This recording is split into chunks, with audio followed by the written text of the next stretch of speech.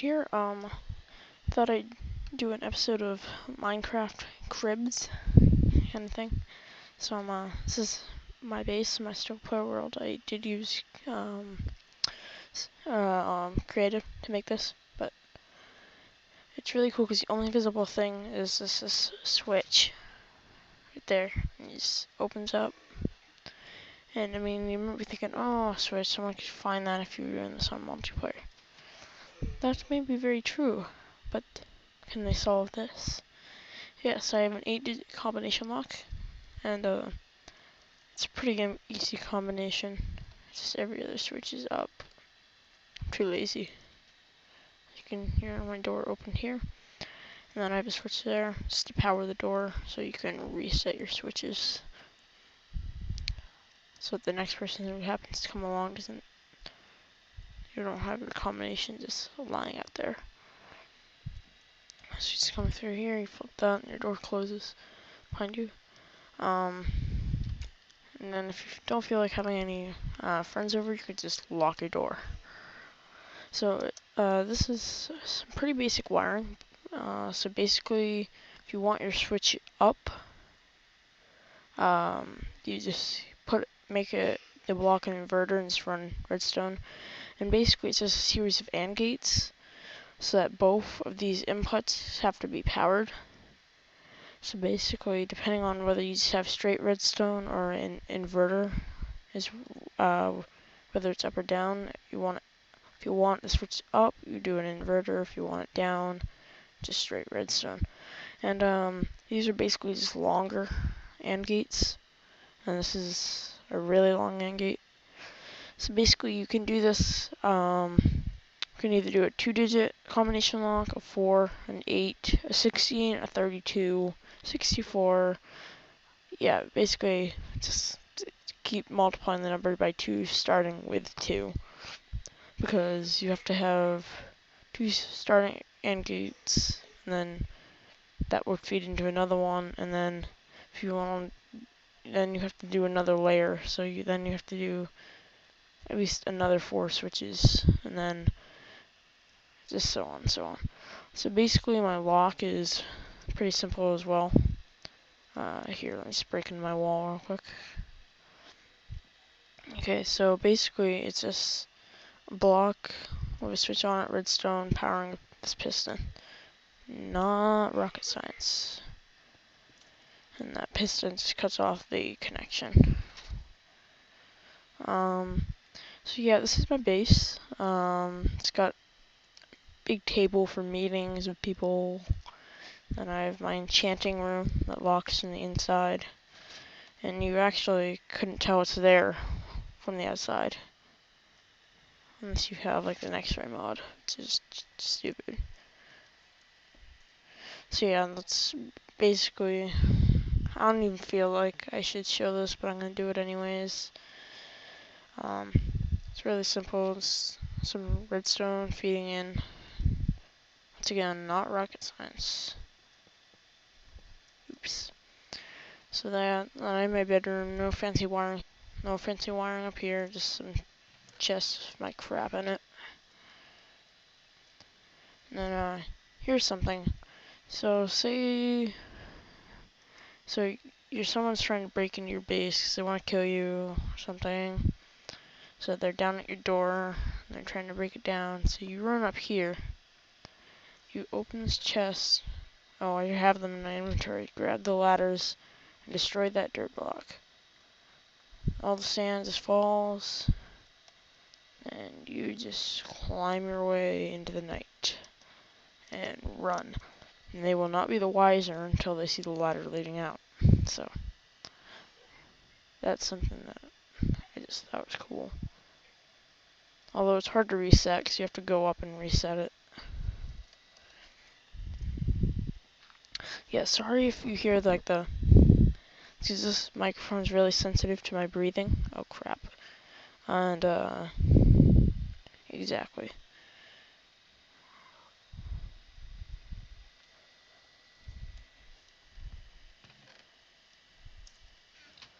So yeah, not too complicated base. Oh, I'll show you the wiring for my door. It's probably the most for my first door. It's probably the most complicated part. Oh, let's just do that. So for this piston door here, I'll show you the wiring. This is probably the most tiring part of this build. It's because I spent a lot of time researching how to do this. Because I originally just had an AND gate, but that wasn't working for me because if once someone closed it from the inside, no one could get there from the outside. It's just kind of like, what? But I finally figured it out. So let's pay no attention to this wiring yet. Okay, so there's the input from the switch outside. So just follow it down into the, forget what this is called, but it's really cool because basically, oh yeah, and here's the input from the switch downstairs. Sorry.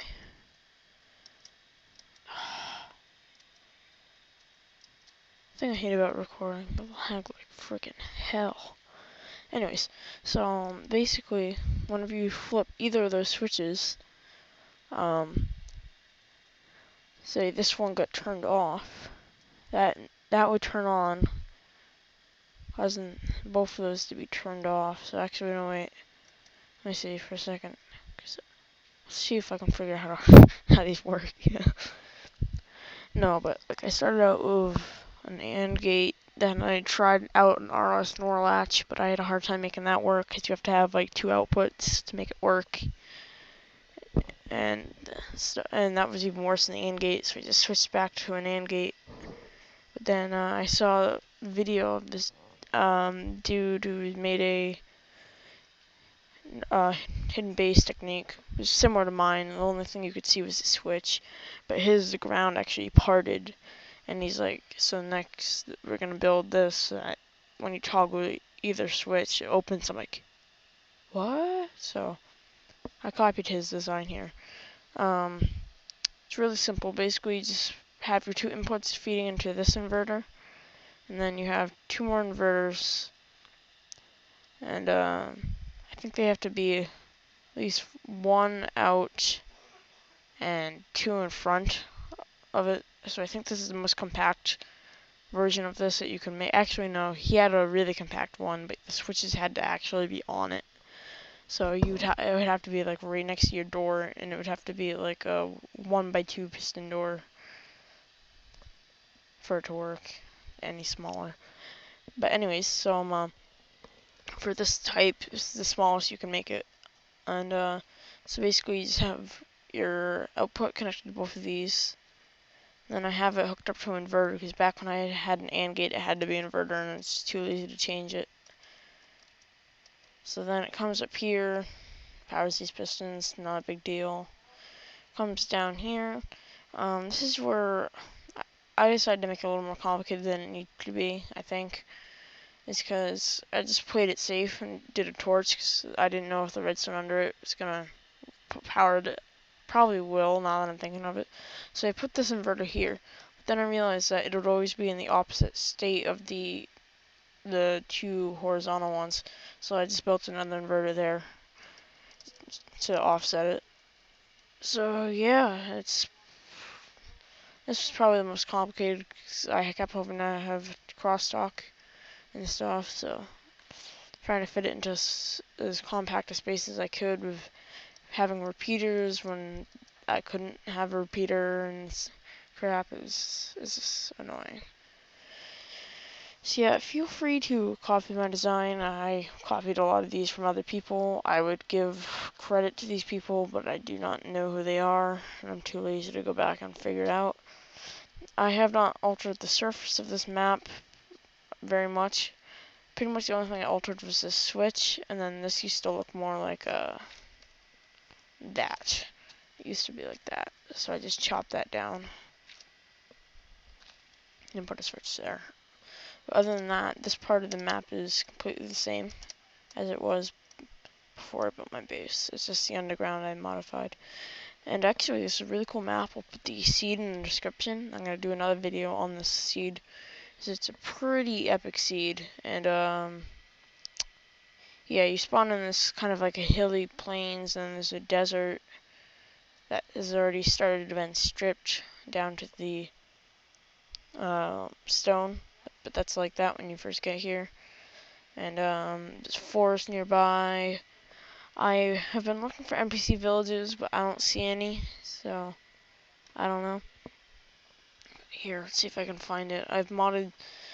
This is the only other place I've modded the surface is over here in this cave. This is the spawn cave, but I've modded it. You spawn like right like here underwater. This place is flooded, but it's actually a really cool cave.